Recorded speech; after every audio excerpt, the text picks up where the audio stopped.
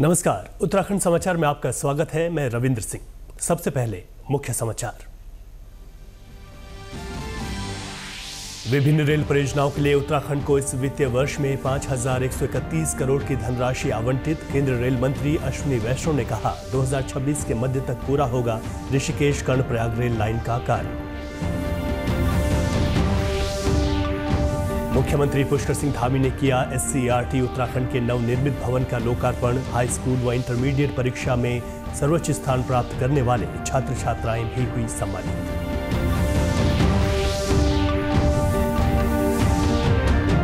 मुख्यमंत्री ने किए बाबा केदार के दर्शन। केदारनाथ के पुनर्निर्माण व विकास कार्यों की समीक्षा भी की।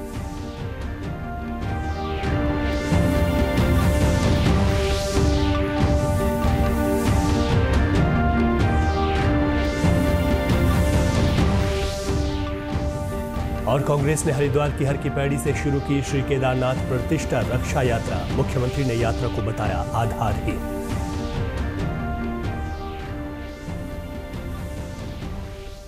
अब समाचार विस्तार से।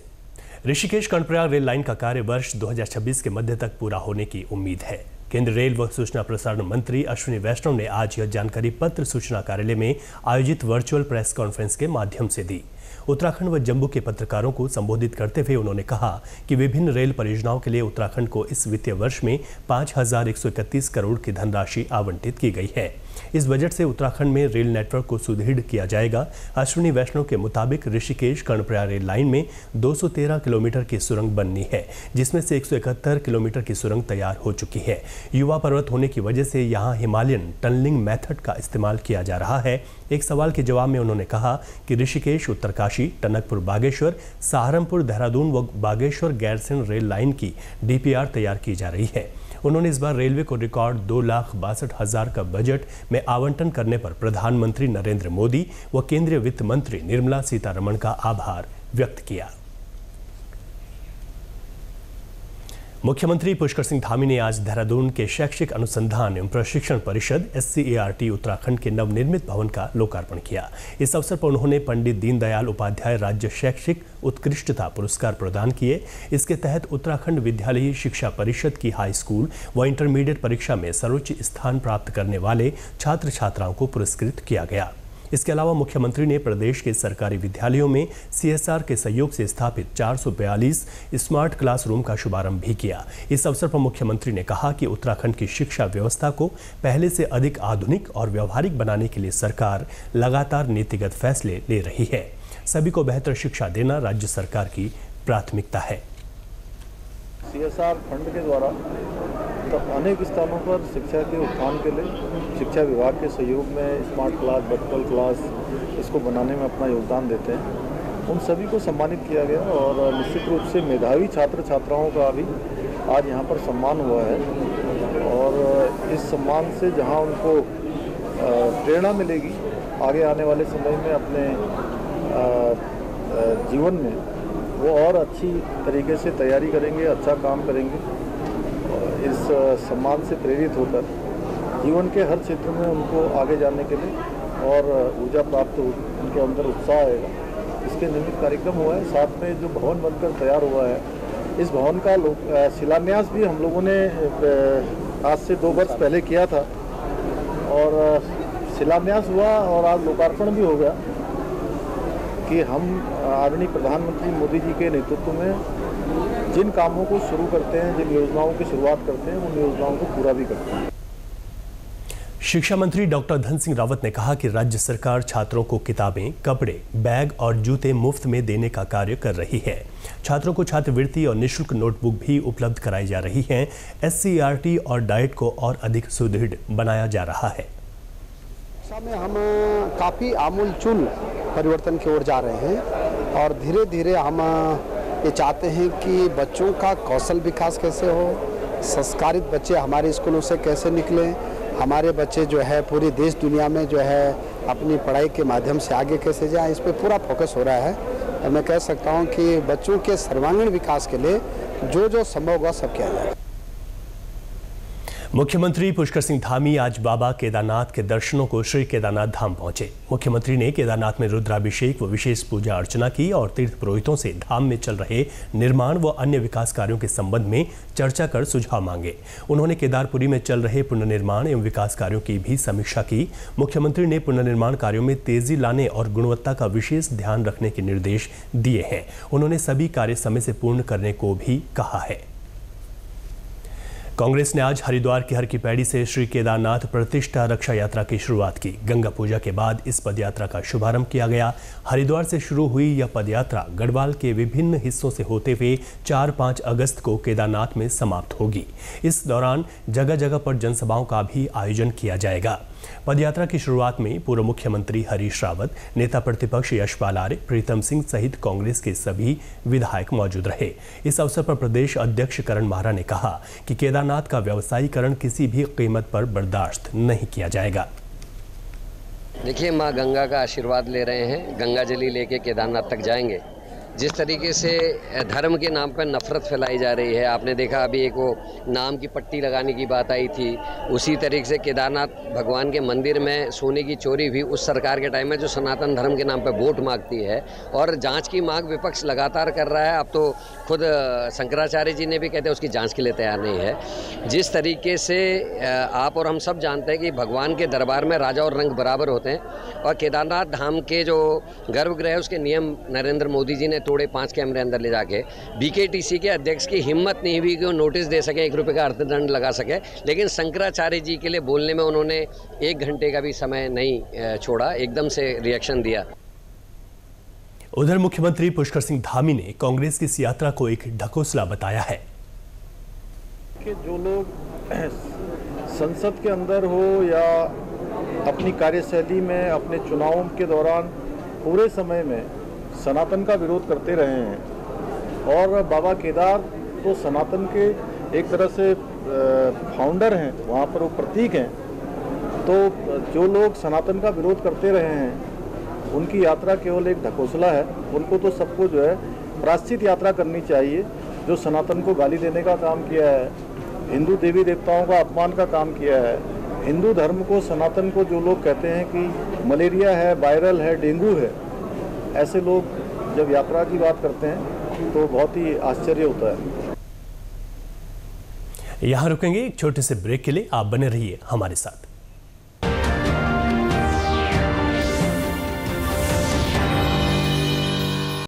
चेक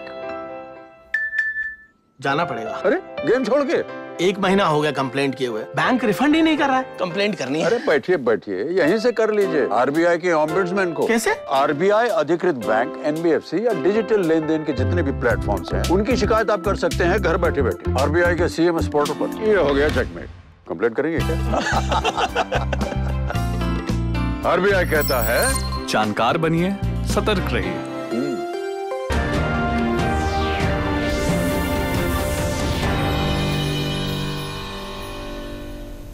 ब्रेक के बाद एक बार फिर आपका स्वागत है। देहरादून स्थित आयकर मुख्यालय में आज 165वें आयकर दिवस के उपलक्ष्य में कार्यक्रम का आयोजन किया गया। इस मौके पर प्रधान आयकर आयुक्त राम मोहन तिवारी ने आयकर दिवस के संबंध में विस्तार से जानकारी दी। उन्होंने कहा कि आयकर विभाग द्वारा चलाए जा रहे जागरूकता कार्यक्रमों से आम जनता में जागरूकता आई है और टैक्स जमा करने वालों की संख्या में बढ़ोतरी हुई है।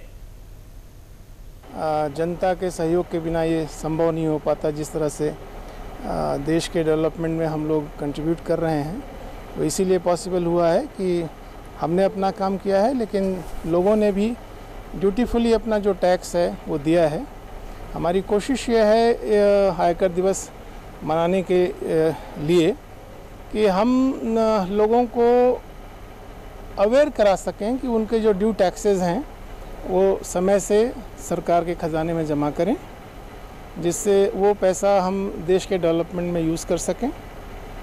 और अगर नहीं करेंगे, जो लोग किसी कारणवश टैक्स ड्यू है मगर फिर भी नहीं देना चाहते हैं, उनके लिए ये है कि हमारे पास काफ़ी टेक्नोलॉजी उपलब्ध है, काफ़ी इंफॉर्मेशन फ़्लो कर रही है बैंकों से, रजिस्ट्रार ऑफ प्रॉपर्टीज़ से, और भी एंटिटीज़ हैं जिनसे हमारे पास इंफॉर्मेशन आ रही है। तो फिर हमें वो इन्फोर्समेंट एक्शन लेना पड़ेगा। वहीं इस अवसर पर आयकर विभाग के अधिकारियों और कर्मचारियों के मानसिक स्वास्थ्य को लेकर विचार गोष्ठी का भी आयोजन किया गया, जिसमें वरिष्ठ न्यूरोसर्जन डॉक्टर महेश कुड़ियाल ने सड़क दुर्घटनाओं और ब्रेन स्ट्रोक पर अपने विचार रखे। पूरा देश कारगिल युद्ध में भारत को मिली जीत पर आगामी 26 जुलाई को विजय दिवस की 25वीं वर्षगांठ मनाएगा। वर्ष 1999 में हुए कारगिल युद्ध में उत्तराखंड के 75 रणबांकुरों ने सर्वोच्च बलिदान दिया था। उत्तराखंड के दिलबर सिंह और अजय सिंह नेगी भी इन शहीदों में शामिल थे। शहीदों के परिजनों को अपनों को खोने का गम तो है, लेकिन देश के लिए बलिदान होने का गर्व भी है। एक माँ के लिए क्या होता है वो तो सब समझते हैं। जो ऐसा तो मतलब इंसान भूला तो नहीं जाता है, जो इंसान जाता है वो बार बार याद आता है, उसकी भली बुरी बातें सब याद आती हैं। और मेरा तो बच्चा 24 साल का भी 24वें साल में लगा ही था। मेरा तो ये फूल खिल भी नहीं पाया था, खिलने से पहले ही मुरझा गया। तो इस बात का मुझे बहुत दुख होता है कि इसने दुनिया में आके कुछ नहीं देखा। गरीब घर का बच्चा था, 18 साल में भर्ती हो गया, स्कूल 12 पास किया और भर्ती हो गया। बस भर्ती होने के 4 साल बाद ये घटना हो गई उसके साथ। तो मुझे ये दुख बहुत ज़्यादा होता है कि मेरा बच्चा दुनिया में कुछ देख नहीं पाया। गर्व भी है, हमें दुख भी है। जब हम मान सम्मान होता है जाते हैं तो हमें बहुत गर्व होता है कि अपने आदमी के पीछे हम इतने घूम रहे, जा रहे, देख रहे, इज्जत मिल रही। बहुत गर्व भी है, दुख भी है। क्या दुख तो है ही, वो कमी तो पूरी तो कोई नहीं कर पाएंगे, लेकिन जो है हम पे गुजरे वो तो उसी को पता, भगवान ही को पता होगा। वहीं कारगिल युद्ध में पौड़ी गढ़वाल के शहीद कुलदीप सिंह को उनकी वीरता और शौर्य के लिए मरणोपरांत वीर चक्र से सम्मानित किया गया। कुलदीप सिंह पौड़ी जिला मुख्यालय के समीप पड़ते गांव भिताई के रहने वाले थे। उनकी शहादत के बाद उनके गांव भिताई जाने वाली सड़क शहीद कुलदीप सिंह के नाम से जानी जाती है। उनके परिजन आज भी उन्हें याद करते हैं। मेहनती था और अपनी मेहनत से उनने ये मकान लगाया, कारगिल से हो गया। उन्होंने शादी की, शादी करने के बाद ड्यूटी नौकरी पे गया, नौकरी से घर में आया। ये आप 24 घंटा आती है की बात। बहुत अच्छा लड़का था।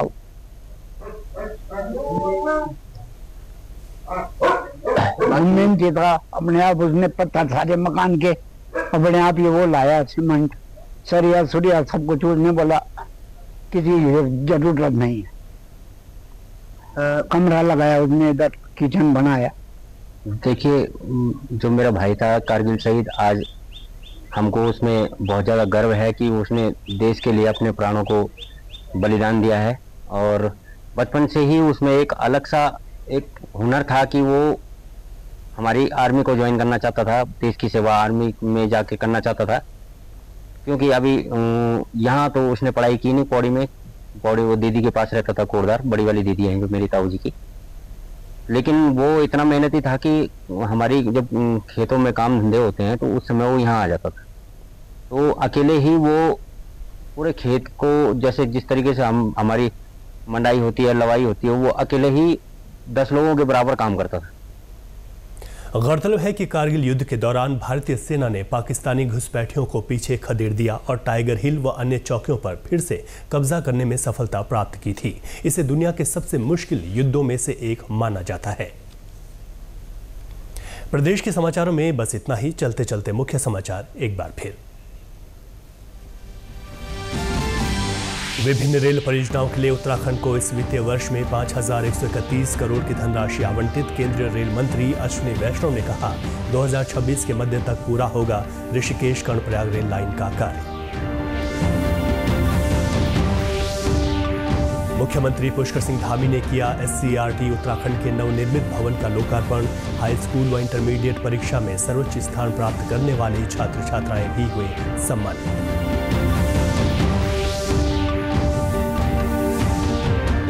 मुख्यमंत्री ने किए बाबा केदार के दर्शन। केदारनाथ के पुनर्निर्माण व विकास कार्यों की समीक्षा भी की।